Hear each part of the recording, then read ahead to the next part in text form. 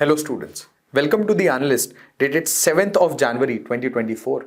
Today we'll look at 5 important articles from the Indian Express and the Hindu. The first article will be regarding the changing weather patterns, and this is particularly related to Gulmarg. Then we'll understand what is an initial public offering or an IPO. Then we'll take the case study of Bundelkhand region. Then we'll look at DGCA and finally the Korean Peninsula. We'll start with the first article, that is changing weather patterns in Gulmarg. Now this pertains to your GS1 geography and GS3 environment and disaster management. Now before we go ahead, you can attempt this question, that is margs in the Himalayas refer to national highways, medicinal plant, sports activity or a type of vegetation. Now you can write the answer in the comments below. Let's understand what is the backdrop. So we know Himalayas why? Because it is a young fold mountain. And how it has been created? With the merger of the plate boundaries, the Indian plate being subducted under the Eurasian plate. Now that tells us that Himalayas will have a lot of ranges, multiple ranges, but in between these ranges, let's say in one of these ranges, there will be some areas which will be flatter, and in these flat surfaces, at times what happens is these grasses will grow. So these grasslands will be called as alpine because of the conditions, alpine meadows, because these are grasslands. Now to put this in perspective, you have seen a lot of Shah Rukh Khan movies, and in these movies he would go to Switzerland, he will go to Alps, and he will find some picturesque background for the songs. So these typical type of landscapes, that is temperate grasslands of Europe. Can we name some? Let's say the pustas, which are present in Hungary, or the grasslands of Ukraine, which are known as steppes. So please appreciate that these grasslands are present on plains, but similar type of grasslands are present in India in the alpine regions. So these are called alpine grasslands or alpine meadows, and they are similar to the temperate grasslands. Now there is a place in Kashmir called Gulmarg. There is a place in Kashmir called Sonmarg. So these margs, M-A-R-G-S, that is Gulmarg or Sonmarg. So when we say marg, they are essentially referring to these alpine meadows in the local language. Now these high level pastures, they will be found at a height of 3,500 to 6,000 meters above mean sea level, and they are known as Marg in Kashmir and Thach in Kulu. Kulu Valley is located where? It is in Himachal Pradesh. And when we refer to Kulu and Manali, these both regions, they are located in the Kulu district above Mandi. Now you also have to appreciate that these regions are also famous for transhumance, that is seasonal migration of nomads, and communities like Gujars, Van Gujars, Bakarwals, Bhotiyas and Gaddis, they are dependent on these grasslands. Why? Because whenever the snow will melt, so these grasses, they will become green, and once they become green, they are good pastures for our goats and sheep. And so all the pastoral communities which are dependent on this economy will be also dependent on these grasslands. Now it also happens that these grasslands are very picturesque, and so they become important tourist destinations. Now what is happening? So the issue is that this year there was no snow in such margs of Kashmir. Now, the question is, where does this snow come from? The snowfall that we usually see in the winters, what is the source of this snowfall? Because the snowfall was not happening when we were looking at monsoon. Monsoon was not giving snowfall. Monsoon was not leading to lots of snow precipitation in, let's say, Himachal Pradesh, in Kashmir. Rather, it was about rain. Then how does this particular snowfall, it comes in December. So this is because of something called as western disturbance. Now, what do you mean by western disturbance? So, some low pressure systems, please appreciate this is a low pressure system. So, what is a good example of a low pressure system? Any temperate cyclone, any tropical cyclone, any depression that happens in, let's say, Bay of Bengal. So, all these are low pressure systems. Essentially, what happens in a low pressure system?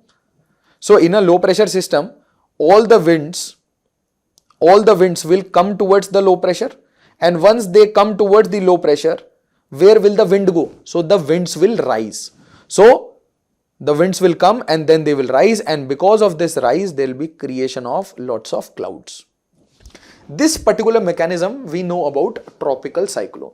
So, anywhere we have a low pressure system, anywhere, what will happen? Winds from all the directions will come in, right? They will converge from all the directions, and then the wind will rise, and with this rise, what will happen? Condensation will take place and there will be creation of clouds. So these low pressure systems are being created where? In the mid latitudes. And so let's say these type of low pressure systems can create something called as temperate cyclones. Temperate cyclones, because they are created in temperate regions. But what is the point of these temperate cyclones, these mid-latitude low pressure systems, which are very distant from India, coming to India? How they are coming to India? So there is something called as a jet stream. A jet stream. So a jet stream is a wind which is traveling. In this particular case, it is the subtropical westerly jet stream. So it is more faster than the usual winds that we see, and it is at a height than the usual winds that we see. So because it is at a height, so clouds are also at a height. So what will happen? These jet streams, they will drag along the clouds. They will drag along these clouds which are created, let's say, in the Mediterranean Sea, in the Black Sea, in the Caspian Sea, and these clouds will be brought down all the way from, let's say, Iran, Afghanistan, towards Tibetan Plateau, towards the Himalayas.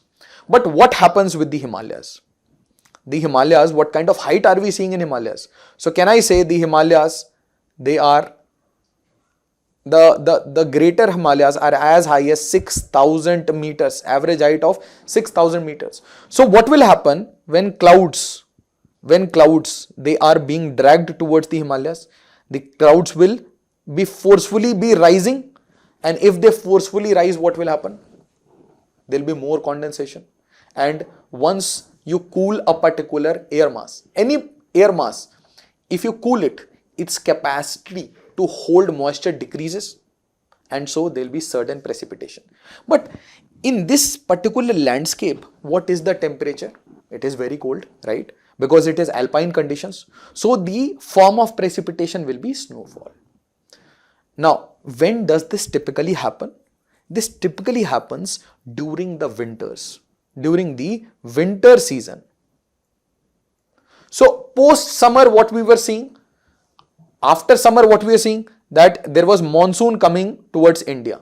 But after, as we are approaching the end of the retreating monsoon, because we know there are two seasons in the monsoon season. One is the southwest monsoon and the other is the northeast monsoon. So once this southwest monsoon goes inside, then later on there is a retreating monsoon. Once this retreating monsoon ends, so we have the approach of winters, and winters marks the start of the western disturbance, and this western disturbance will bring to the Himalayas a lot of snowfall.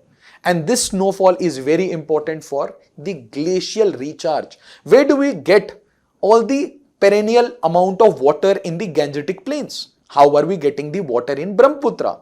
How are we recharging the ice, the snow which is stored in the glaciers? So it is because of snowfall. But what if I tell you that we do not have much of snowfall during the southwest monsoon, or for that matter during the retreating monsoon? Rather, we are having most of our snowfall during the western disturbance. Now, this year,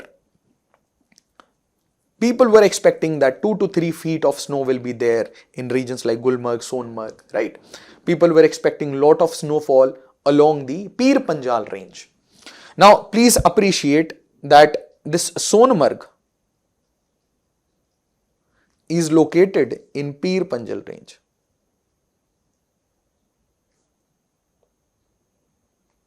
So beyond north of Pir Panjal range, you have the Kashmir Valley.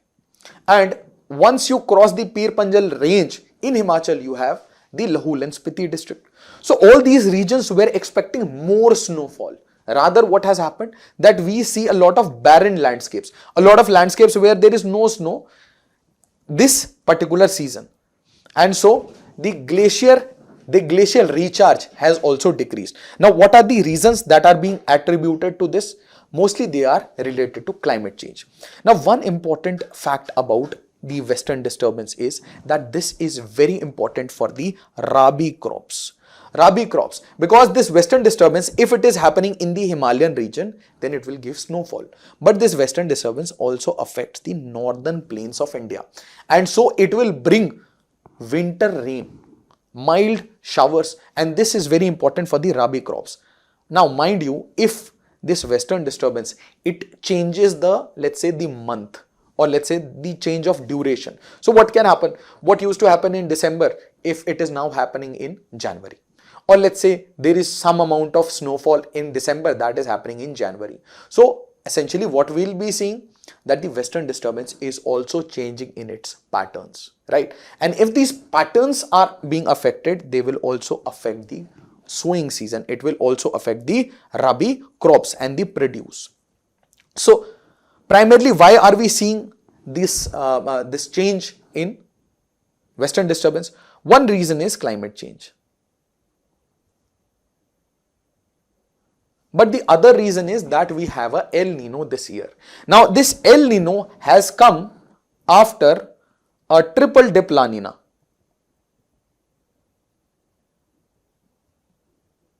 Now, again begs the question, what is this La Nino, El Nina, and how it is affecting us? So, please appreciate that during the summers in India, we have a low pressure system. A low pressure system that we must understand. Why? Because there is too much of heat. The Tropic of Cancer is coming on India. So if the Tropic of Cancer, the sun is moving towards India, it is moving towards India during the summers, there is too much of heat in the northern plains. So heat will create a lot of low pressure system. On the other hand, near the coast of Africa, there is something called as the mascarene high pressure. The mascarene high pressure. So usually what happens, this mascarene high pressure will supplant or will send lot of winds towards this low pressure that is in India, and this will create the southwest monsoon. Now, because of any reason, if this low is the high pressure system, if it is weakened, then what will happen? So let's draw this. Let's say this is the low pressure system on India, and this is the high pressure system in, let's say, African waters. Now, as it is going, it is traveling through oceanic water, so it will pick up a lot of moisture. So these particular winds, they will be moist. They will have lot of moisture content, so they will lead to torrential rain all along Western Ghats, all along India. But because of some reason, let's say I do one of the two things, decrease the moisture, or I decrease the intensity of high pressure. So under any such circumstance, what will happen? This particular 4 winds, if they are coming, instead of 4 winds, only 2 or 3 winds will come. So will it lead to decrease in rainfall or not? Now, when does the decrease actually happen? It happens during a El Nino year. During a El Nino year, you will have this decrease, and this decrease is triggered by what? This decrease is triggered by warming of the East Pacific waters. Now, along the Peruvian coast, this particular region, it heats up. Now, in usual circumstances, it is a cold region. So, it is a high pressure system. Here again, you have a high pressure system. And in Australia, Darwin, you have a low pressure system. So, if I want to draw this particularly, then this high pressure system will send winds here. This high pressure system will send winds here. And then the winds will rise. It will create some clouds. And then it will subduct at both the places. Simultaneously, some winds will go from this high pressure towards India. Now, this is a normal year. What happens in a El Nino year? What will happen in a El Nino year? So, here, let's say this is a weakened high pressure. It is a weakened high pressure. Why it is weakening, that we'll understand. Because here, there is weakened high pressure. Why weakened high pressure? Because the waters, they have warmed. So now what will happen? It will create a weakened low pressure in Darwin. Similarly, it will again create a weakened high pressure. So instead of 3 winds, now I will send only 2 winds. So this decreases the amount of monsoon. So simultaneously, what we are seeing is that India is facing 2 simultaneous events. It has seen low rains during El Nino.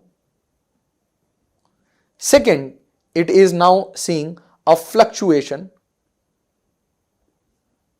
in western disturbance, which are now also attributed to the El Nino deficit. And thirdly, we are looking at climate change, which is affecting the variability and the intensity of rain, of monsoon, of all events, including the southwest monsoon, of retreating monsoon, of the western disturbance. So climate change is all encompassing, affecting all these events, their patterns, their variability, the intensity. And simultaneously, we have El Nino and we have fluctuations in the western disturbance. So now it might also happen that the western disturbance might come late, or it might also happen that the western disturbance are not coming, they just have a decreased intensity, or it might happen that the western disturbance, they are elongating their presence. Let's say they are here till, let's say, March, April, they are extending their stay. So all such fluctuations will become very good case study and example of climate change. Let's look at the second article, that is related to initial public offering or initial public offer. Now, Unicommerce files papers for an IPO. So this brings us to the discussion that what is an IPO.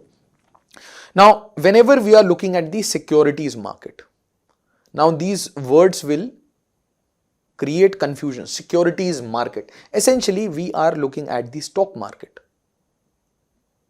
The stock market. And we are looking at the market regulator, that is SEBI. And facilitating this stock market, we have 2 exchanges. One is the BSE and the other is the NSE. BSE and the NSE.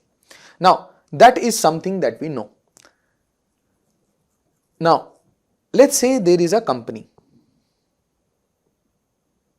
This company has grown in size.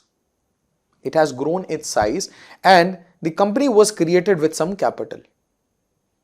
This capital was pooled from let's say, some of the capital came from parents, some of the capital came from, let's say, our own pocket, let's say some came from investors, let's say some came in form of loans. So they initially provide the capital and let's say a company is created. Now this company over the period of year, it grows in size. Now every party, all the parties who have provided the capital, they would want a return on the capital, because you invest money or you support a venture, because eventually you will get some dividend, some return out of it. So now this company A, it is growing in size, B, it has exhausted its capital. Now it wants to raise new capital, or it wants to, so one point is that I want more capital. Second point is, let's say I want to grow in size, I want to expand. Third, I want to give return on investment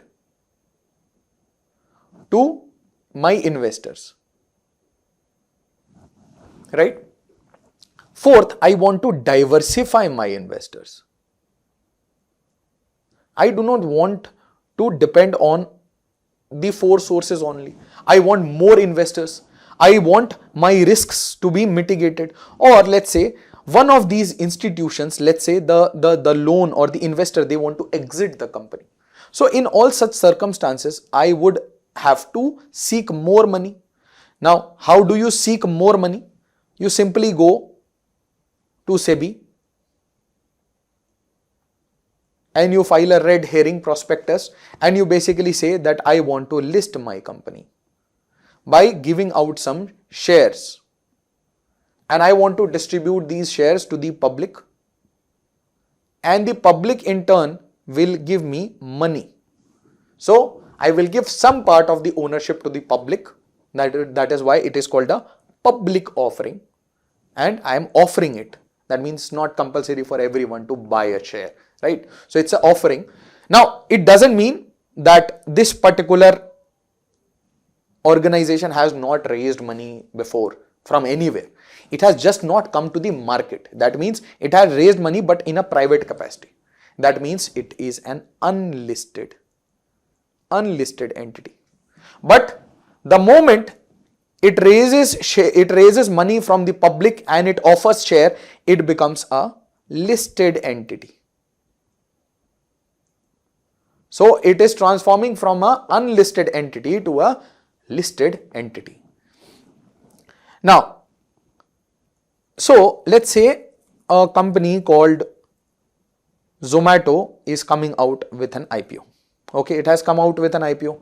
Let's take another example. Let's say Boat is coming with an IPO. So market investors will be inside Boat. Multiple investors will be there in Boat. Let's say there is Tiger Global. We're just taking these names for some example. Let's say there is Tiger Global. Let's say there is the Canadian Pension Fund.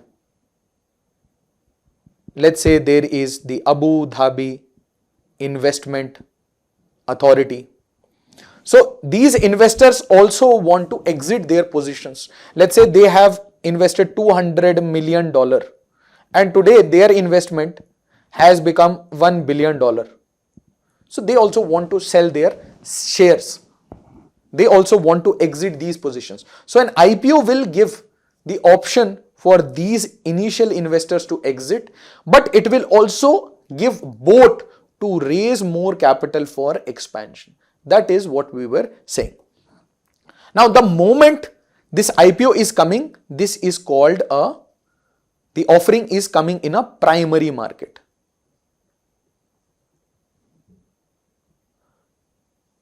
So in the primary market, I am first coming from an unlisted entity and I am becoming a listed entity. And is there a different place of primary market and a secondary market? Absolutely not. It is the same place only. The only difference is that I am coming for the first time and I am directly, please understand, I am directly giving the share. That is, the share is being transferred from Boat to the new shareholder. This is the simple meaning, that the owner is transferring some shares to a new shareholder and the shareholder is investing back the money. On the other hand, what will be a secondary market? Secondary market is, let's say I buy some shares of boat. Okay. So let's say I have some shares and I want to sell you some shares. Sell you some shares, right? You are also an investor, retail investor. I am also a retail investor. I want to sell on the market because I don't like the share anymore. I have made the profit. Now I want to sell it. So I am selling it in the market, but you seem to be interested in both. So you are buying it. So you will give me the money. And this exchange will not happen directly. It will happen through the brokers. It will happen on the NSE, BSE. So buying and selling of shares, that usually happens on a particular company. So let's take two examples, okay? And then it will be very clear. Let's say I want to buy the share of boat which is getting listed. So what will be this? This will be primary market. But we also have very big companies like HDFC Bank. If I want to buy a share of HDFC Bank, I will buy it from the secondary market. Now, anyone can have a HDFC share and that person will, let's say, like to sell and I want to buy. So there will be exchange made and I will be getting the share from the secondary market. Now, is the company earning any amount of money from the secondary market? The answer is no. It is the investors who are making the money in the secondary market. So the investor can be, it can be an individual, it can also be institutions, right? Now, please understand who are the market participants in India. Who participate in the buying and selling of these shares? So there are retailers, the retail investors. Do we have banks also? Do we have SBI?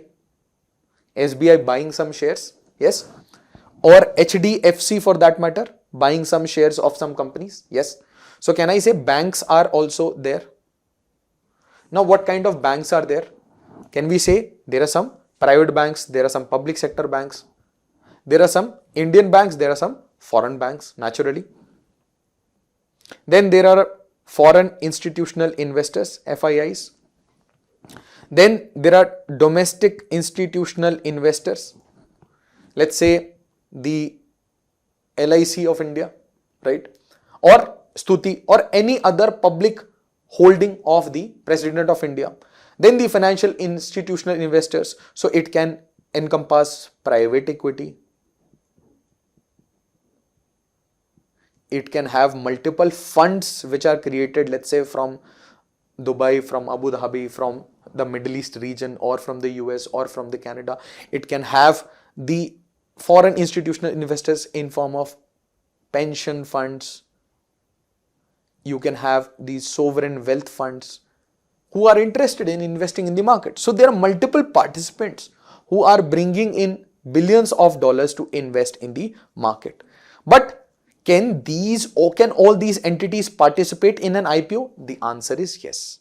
So any entity, whether it is retail investor, the FII, the DIA, they can either buy the share on the IPO or they can go for the secondary market.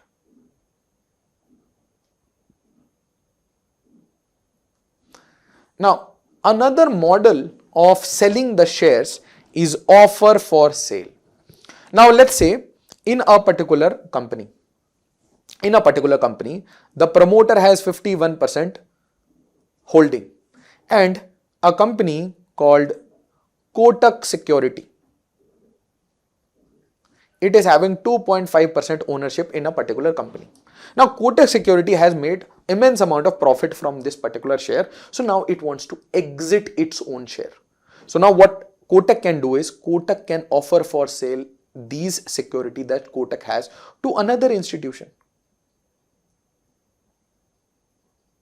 And this happens through block deals and bulk deals. So Kotak can sell it's the 2.5% share in this particular company to another, it can privately place these shares. It can just go for a bulk deal with, let's say, BlackRock. So let's say 2.5% shares amounts to 2 crore shares. So 2 crore shares, it will directly sell to some other. So what is happening? Nothing. Kotak is being replaced now by BlackRock. So here the company again earned nothing. Here only the existing shareholders, they are selling, especially the institutional shareholders. Now, what is a qualified institutional placement? Now, what happens is that I have a IPO. In the IPO, I raised 1000 crores. During the time of IPO, my size of the company was, let's say, 18,000 crores. Or let's take a smaller number, let's say 5,000 crores. Now, in the next 5 years, I was able to scale up my business to 20,000 crores. So naturally, I also need money. I would like to raise more capital. And let's say now I want to raise 3,500 crores or 3,500 crores. So I do not want to go for a public offer, because it might happen that it defeats the purposes, or it might happen that the investors who have already invested in my company during the IPO, or any investor who owns the share of my company, I want to reward them. I want to reward them because they have reposed trust in me, and I want to just place some shares with the investors who have already invested in my company, subject to that they will give me money. It's very simple. It's like you are having 10 shares of Reliance. So now Reliance is very happy that as a shareholder, you have reposed faith in Reliance for the last 5 years, right? Now Reliance is giving you an opportunity. Do you want 10 more shares? Do you want 10 more shares? So the first 10 share you bought at 2,000 rupees. Now Reliance is at 3,000 rupees. So will you buy 10 more shares at 2,800 at a discount? Do you want to buy? So I'll give that option to all the institutions that I know of. I'll give this to all the qualified institutional players. And what are those players? So they are essentially the mutual funds. They are the domestic financial institutions. They are banks. They are insurance companies. They are venture capital funds. They are foreign institutional investors. So I will give an option for them to buy more shares of my company without offering all these shares that I want to issue to the public. I'm not giving it to everyone. I'm not opening a public offer. I'm just opening it for private placement. For a few institutional people who have shown interest, let's say Kotak Securities tells to Reliance that why don't you go for a QIP? We want to pump in more money in your company. We believe in your growth story, right? So let's say 4 or 5 investors who have already invested in this particular stock, that is Reliance, they want to buy some new shares, or they want more ownership. So that is how, and the company also wants to raise some capital. So if the two things are matched, so then the company would come out with a QIP. And these days QIPs have become very popular source of raising the second round of capital. This has happened recently with the JK Bank. Many banks are raising the second tranche of capital through qualified institutional placement. Let's look at the case study of Bundelkhand. Now, this pertains us to the turnaround story of Bundelkhand and why Bundelkhand is important. Now, please appreciate that Bundelkhand is a region. It's a region which is shared between Madhya Pradesh and Uttar Pradesh. Now, one more thing is that Bundelkhand is known for its badlands, for soil erosion, for water scarcity, for people leaving Bundelkhand, out migration. So Bundelkhand was a region Bundelkhand is a region which is shared by UP and MP, that is Uttar Pradesh and Madhya Pradesh, and this region was looking at a lot of out migration of people because of lack of opportunities. Then the agrarian economy was also not being supportive to provide the families of incomes. Why? Because continuous amount of water scarcity, drinking water scarcity. So if you do not have drinking water, and please appreciate that 89% of our water usage is going towards, anywhere in India, the average is that 89% of the water that we have is going towards irrigation. But if you do not have water, if you have the vagaries of nature, if you have the changing nature of monsoon, and you have these drought spells, these dry spells in the central part of India, then will the people out migrate? The answer is yes. Simultaneously, what happens is that if you have, let's say, if you have a topsoil which is naked, you have a naked topsoil, that means there is no vegetation. Okay, there is water scarcity. So what will happen eventually? Whenever there is rain, whenever there is too much of rain, what will happen? The topsoil will be washed off.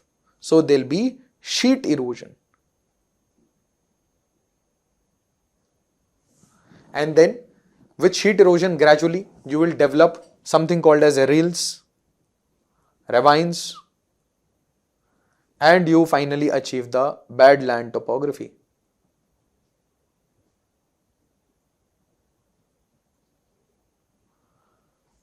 So this region is notorious for the Chambal river, for the badland topography, for soil erosion, for rills, for ravines, and this region has been facing this water scarcity problem. So temporary solutions were to, let's say, build some embankments to go for, let's say, the rainwater harvesting, build some tanks, right? But more so, this is a regional problem. This problem was happening in this entire region. So the government is trying to now turn around this region by changing the developmental model of this region from, let's say, agrarian to, let's say, industrial model. Now if people are moving out, there is too much of land. So can we go for more industrialization in this region? So now what we are trying to do is, this region is now being seen as a defense corridor, or you can say defense industrial corridor. And you have the Bharat Dynamics Limited, which has already created a plant in Jhansi. Then you have the Bundelkhand Industrial Development Authority, BIDA, which is working on the model of Noida. So Noida is a successful model of Uttar Pradesh government. So BIDA will work like a Noida to develop industrial parcels as well as to develop these residential parcels, as well as to allocate various projects to, let's say, real estate developer. Now you also need a lot of connectivity. Do you need, let's say, this is the northern node. So you would see that the northern node, there is Delhi. Somewhere here you have Noida, then you have Greater Noida. As you are moving away from Greater Noida, you have Jewar and gradually Mathura, Agra. So what do you see? That from a very large node of Delhi, gradually newer cities, smaller cities, they are growing up in a linear manner. Now what if I can extend this network till Bundelkhand? I can connect Bundelkhand. So what will happen? So this bigger node will create more nodes along the way, more smaller nodes along the way. What is these nodes? Nodes are nothing but developmental regions. Now let's take another example, then it will be more clear. Let's say this is Delhi. Right? So on this direction, you have one big node, that is Noida. Around here, you have Ghaziabad. Around here you have Gurugram. Then beyond Noida you have Greater Noida. Beyond Greater Noida you have your Jewar. Then you have Mathura, you have Agra. So if I go in this circular fashion to create, let's say, some nodes around Delhi and then extend this larger region, okay, extend this larger Delhi NCR region linearly in various directions. So what will happen? More connectivity. With connectivity, there will be to and fro movement of trade, people, services. There will be more business ideas. There will be linear growth along the trunk lanes. So one such trunk lane that has been developed is the Bundelkhand Expressway. Right? Now you are developing the Bundelkhand Expressway and you must understand that similar fashion we are going through. In a similar fashion, we have gone through from Delhi to, let's say, Agra, from Agra to, let's say, Lucknow, from Lucknow to, let's say, Banaras, and then a expressway connectivity towards Gorakhpur and similar node towards Bundelkhand region. So this leads to a regional development plan. This is nothing but treating a region as a specific developmental model and to tune. So what happens is that one size fits all approach was not working for Bundelkhand. So the usual suspect was water scarcity. We were going for an agrarian model. Now what we are doing is we are looking at that water is scarce in this region. So water we have to take care. But simultaneously, can we move from agrarian to industrial region? And can we help the entire region by looking at its own uniqueness, simultaneously connecting it to the national node and to the regional node. Therefore, it is a very good example of regional development plan. Now, also what you can see is that in terms of the water scarcity, you have the Ken-Betwa link project. Again, a river water transfer. So this will look at water scarcity, but simultaneously you have defense corridor in Jhansi. You have a bulk drug park. Again, these bulk drug parks will do what? You need more horizontal space. You need more horizontal space for a defense industrial corridor, for a bulk drug park, for a textile park. So Bundelkhand has too much of land, and the link project of Ken-Betwa will look at water scarcity. Then the focus in this region in terms of water availability to house has been taken care by Jal Jeevan Mission. So giving water, tapped water, drinking water to every household is a priority, and simultaneously the model of agriculture that we will be following here will be oriented towards natural farming, will be oriented towards organic farming, and in this perspective the Pradhan Mantri Paramparagat Krishi Vikas Yojana. The Pradhan Mantri Paramparagat Krishi Vikas Yojana for organic farming. So the turnaround of Bundelkhand can become a very good example of how a drought prone region, a water scarce region can have an industrial shift. From an agrarian distress, it can move towards an industrial region. Let's look at DGCA. DGCA orders Indian carriers to inspect emergency exits on Boeing 737 MAX 8 planes. Now let's understand what is DGCA. So the Directorate General of Civil Aviation, DGCA, is nothing but a regulator. It is the regulator of what? Civil aviation. So we have a Ministry of Civil Aviation. So under the ministry only, we have the DGCA. So DGCA is a regulator. The way SEBI is regulating the securities market, similarly DGCA is regulating what? The aviation industry. Now DGCA will coordinate with ICAO. What is ICAO? It is the International Civil Aviation Organization. ICAO is the UN body, the specialized UN body which looks into civil aviation issues and standards. And so DGCA will conform with such global norms. Now, what it does? It will look at safety issues. It enforces civil air regulation. It will look at air safety. It will look at airworthiness standards.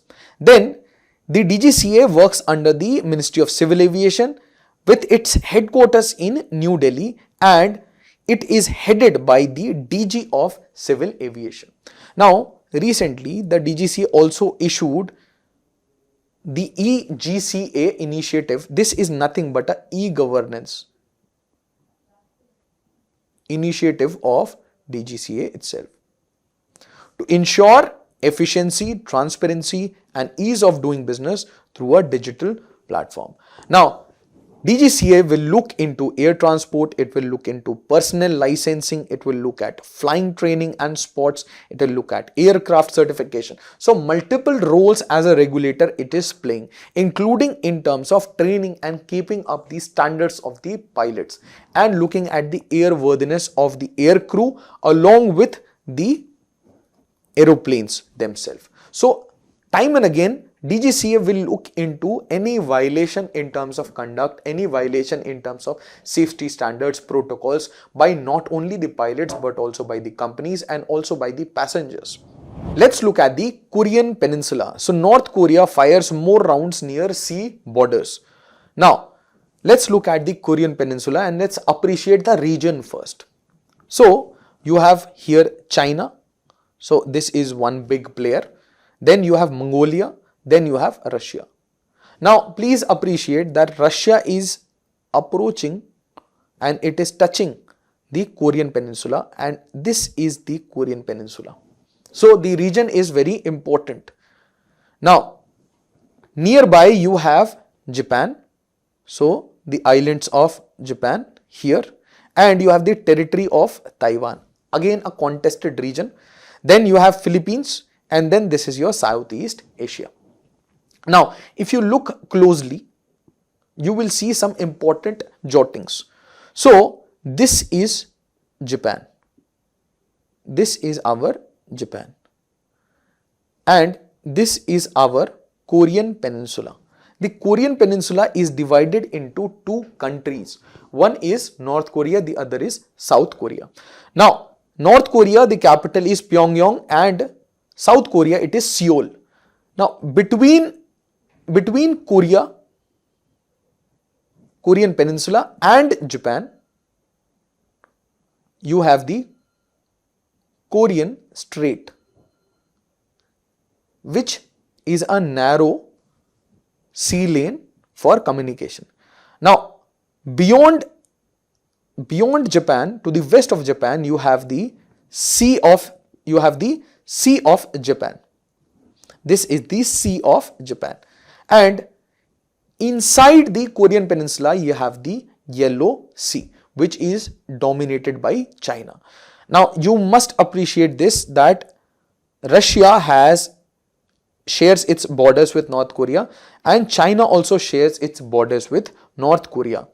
And North Korea is notorious for its nuclear development in this region, and it can pose a security threat to the peace and security in this entire region. Then this entire sea is called the East China Sea, while this sea is called the South China Sea. And the 9-dash line, all those issues, the 9-dash line, which was modified very recently, and tell me how the 9-dash line has been modified. Then you have the artificial islands that are being masqueraded by China, and the unilateral measures that China is going through in this region. So, East China Sea is a region of friendly trade between three very big powers, China, Japan and Korea, particularly South Korea, right? So, this becomes an important area. Between Taiwan and China is again an important place called the Taiwan Strait. So the Korean Strait, the Taiwan Strait, the Sea of Japan, East China Sea, South China Sea. The Korean Peninsula, which encompasses North Korea and South Korea. And we must remember that Russia shares boundary with your North Korea. Now, let's understand what is Korean Peninsula. So it is located in East Asia. So this particular region is referred as East Asia. Then bordered by China to the northwest. So this is your China. If you want to look at the smaller map, so this is your Chinese territory. On the other hand, it also shares borders with Russia. Russia along the Sea of Azov, Sea of Okhotsk. Then it is surrounded by the Yellow Sea to the west, the East China Sea and the Sea of Japan to the east. The Korean Peninsula, it divides into two, that is the North Korea and the South Korea, and the line which divides them is called the 38th parallel. Parallel is what? Parallel is a latitude or longitude. What is a parallel? Now, the Korean demilitarized zone is a heavily fortified buffer zone that separates the North Korea and South Korea along the 38th parallel, and this happened post the Korean War. Now, can someone of you tell me what was the Korean War all about and when it happened? Thank you so much. I hope it helped.